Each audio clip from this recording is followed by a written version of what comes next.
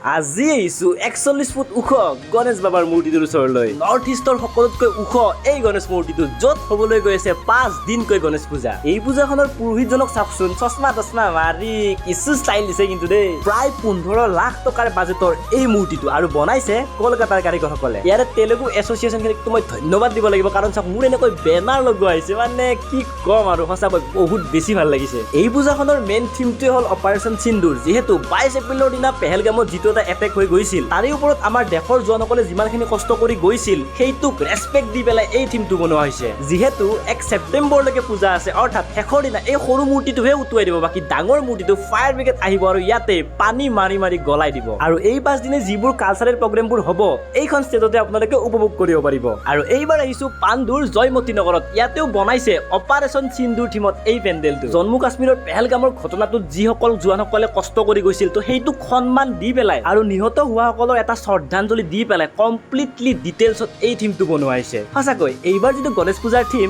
Operation সিন্দুৰক লৈয়ে বেছিকৈ focus কৰা হৈছে। আৰু এই ছবিখননো কাৰনো মনত নাই, দেখিলেই গাৰ নোম শিয়ৰি উঠে, কাৰণ আমি ফুৰিব গ'লেই 10 বাৰ মান ভাবিব লাগিব। এই পূজাখন হ'বলৈ গৈ আছে 30 ছেপ্টেম্বৰলৈকে, আৰু ভিতৰত থকা কিন্তু গণেশ বাবাটো কিন্তু বেলেগ সজাইছে দেই। বাকী আহিব আপোনালোকেও পাণ্ডু আৰু ফটাশিল আম্বাৰীত হোৱা এই দুখন পূজা চাবলৈ।